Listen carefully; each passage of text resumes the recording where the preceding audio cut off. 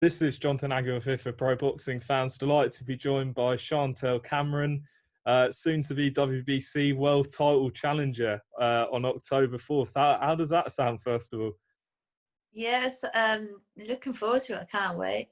But obviously, my mindset is going in there to win. So I've got to get that win to call myself a world champion. I guess it's been sort of a long time coming because you've been mandatory in both super lightweight and lightweight, and you've sort of been waiting this shot a while. It must feel like it's been a long time coming, and you're ready to take this with both hands. Yeah. When I got the green light, I was like absolutely delighted because it has been a long wait, and obviously I've wanted this world title shot for so long now. So gonna grab the opportunity with both hands, and if it all goes well, then call myself a world champion in less than 2 weeks. You signed with Matchroom as well in July, and now Yeah. you've got your first your WBC world title shot. I bet it's been sort of a good few months, an extra sort of kick for your career. Oh yeah, I feel like the whole Corona and lockdown was frustrating enough, and like as soon as the gyms open and we could go back to the boxing gym, it was kind of like you had itchy hands, and I was like letting out some frustration and just hungry to get back punching. And then when I got the green light for the world championship, well, the world title, I was like, really hell, even better. So the break did me the world of good, but just the world title shot, the Corona lockdown, that got me motivated, thinking I can't wait to start boxing again. Then when I got the green light for the world title, I was like, oh yes, even better, like just whole different level of motivation. So you say it was like a good sort of break period during the coronavirus lockdown. Um, Yeah. how did you sort of find it in terms of training wise? And did you know you were going to get this world title shot pretty much as soon as it was possible? To be honest with you, I didn't think I'd even be fighting this year. I just don't know why I had this feeling that I wouldn't be fighting this year. So I was a bit like, oh, frustrated and thinking like all the hard work of last year kind of was wasted. But obviously I got the green light now to fight in less than 2 weeks, and lockdown was good because it kind of let me come off the boil a bit, where I'm always training, I'm always active, and I think you just got to take the prize from it. And I let my body rest and recover, and had some downtime, had some family time, some downtime, and I went travelling up and down the motorway every week. So like everything, you got to take the prize with it, and they were the prize. With this being a WBC world title shot and everything at stake, have you had a different mentality to training at all, or is it sort of the same for every camp? Knowing that I was boxing for a world title, obviously I'm pushing myself a little bit harder because all I'm visualizing is me getting getting the belt wrapped around me, the green and gold belt. So obviously that's always in my mind, and I'm always visualizing that. And yeah, it does push you harder because you got that determination and that hunger, knowing that what's on the line. So in terms of sort of the training, is it sort of 2 sessions a day, running loads? What is sort of a general day in your life right now? It depends really. It'll be either running, boxing, or strength and conditioning, boxing. So it just depends on what the coach has set for me. So weights, running, boxing, sparring, pads, bags. Yeah, all of it. What aspects of it do you like the most? Pads. It's quite interesting because I spoke to Akif Fiaz, your stable, Yeah. and he said quite an interesting story about his brother's pad work, and that Oh, he's so fast. Such a high work rate. I mean, he said that you're one of the only ones that can sort of hack it. It kills me. I do. I do like it. It is really like it is intense. It's like non-stop and relentless. And they always say like I've got the hang of it the best, but it is hard. They That's say that, exactly but what I he said. still struggle. I still struggle. Like I'm always like I have to catch my breath. Yeah. There's just no pause. Um, Obviously, October 4th, you're fighting Adriana Araujo. I hope I've pronounced that correctly. That Um, was a good. That was a good first attempt. I was impressed. You must have been practicing. Yeah, I've tried once or twice before I came on, but she's sort of a standout amateur. She had a bronze medalist at the Olympics. You're obviously more experienced in the professional game, but she clearly poses quite a big threat on October 4th. Yeah, of course. She's got the amateur pedigree. I can remember from the amateur days as well. So I've not boxed her, but I've come across her throughout my amateur career. Yeah, tough fight. She's 38. She's experienced. She's tough. She's game. It's going to be a good fight, yeah. But I feel like I'm younger, fresher, fitter, and just a little bit more hungry. I feel like I'm going to go in there with it's been a roller coaster journey for me, and I'm not prepared to let anyone take this shot from me. Like it's gonna have to take someone to literally like put me out cold to take this shot, because it means too much to me. Yeah, I wanted to touch on that just briefly. Obviously, it's been sort of an up and down journey in and outside of the ring. Yeah. Could you just touch on sort of the journey outside of the ring? Because I know you went through quite an ordeal in terms of your septicemia and, recovering from that and fighting back. Do you mind just sort of touching on that and sort of how it shaped you as a person, I guess? Yeah, I had sepsis and cellulitis in my leg, and that put me out for like 3 months, where I couldn't even lift a weight. They wouldn't let me lift a weight or anything because I had a pump strapped to my leg, so I couldn't run, I couldn't cycle, I couldn't even couldn't lift anything. So literally all my training was out the window for a whole 3 months. It was really serious. I literally was having to go to the hospital, I think 2 or 3 times a week, just to get, for 3 months as well, just to get my dressing changed. And it was disgusting. I had like they packed, because I had a big hole in my leg, they were having to keep packing it with like stuff, because all the it was healing still.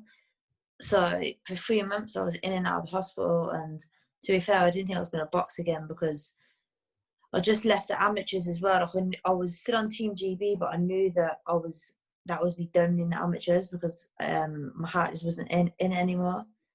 And then I was going to go to Australia to work out there, but I ended up signing professional. So then I think I had about 8 fights as a professional, had a few team issues.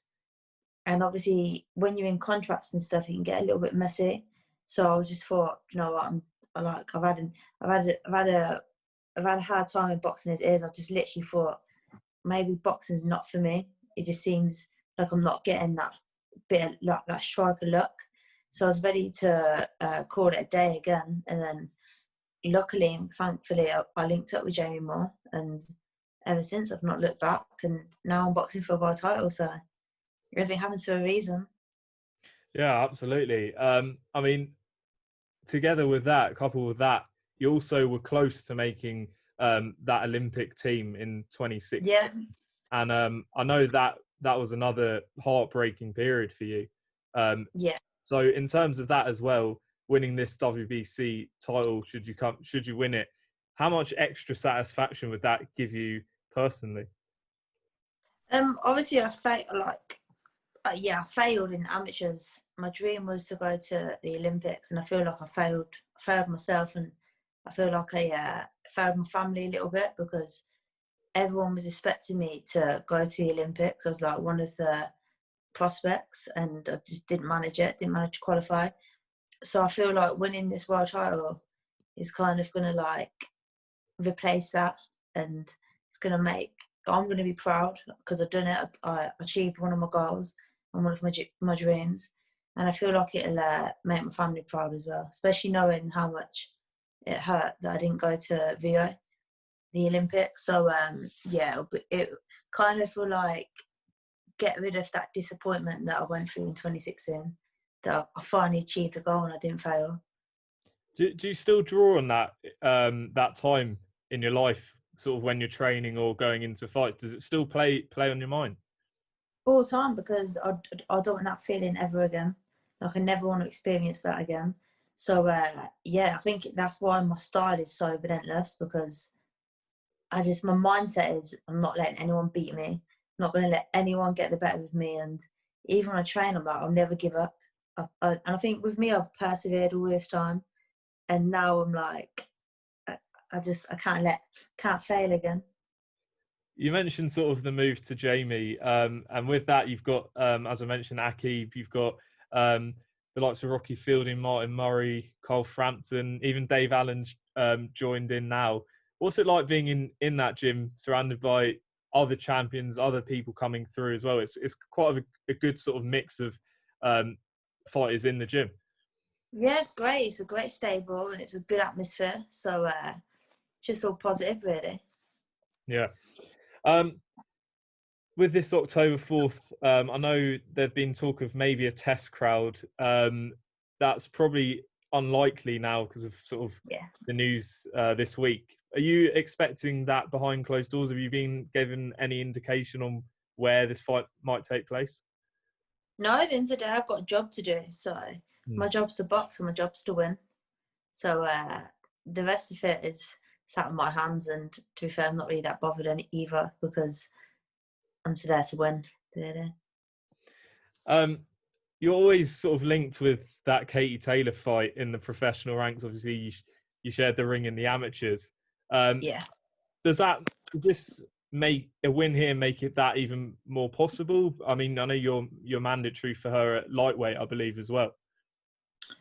To be fair, I'm not looking past Adriana, so I don't really know. I've got to face Adriana first, so I'm not really looking past that.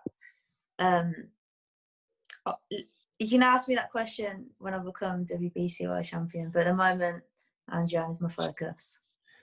I just wanted to sort of touch on sort of the last sort of, I guess, few weeks, few months. Obviously, that WBC title became vacant because Jessica McCaskill moved up to face Brackhouse. Great fight. That fight itself, did you watch that fight, and what did you make? No, I actually didn't. I didn't watch it. No. Were you surprised by the result? Yeah, not really. Like, McCaskill's a tough girl, so yeah, good on her. Absolutely. One fight I did want to quickly ask you about was Savannah Marshall. I know you know her quite well. Yeah. She's facing Hannah Rankin. Yeah. Great fight. It's a great fight. Yeah, what do you make of that? It's a very good fight. First, no, that's a lie. I was gonna say first British all-female fight, but it's not. Yeah, great fight. I like Hannah. Obviously, I like Savannah. She's my mate. I love like Hannah's mentality. She's like, she says what she says. She says what she thinks. She's game as anything. She'll get in and face anyone. And yeah, great fight. Savannah's a big puncher, and obviously Savannah's my mate. So yeah, it's a great fight. It's a good fight.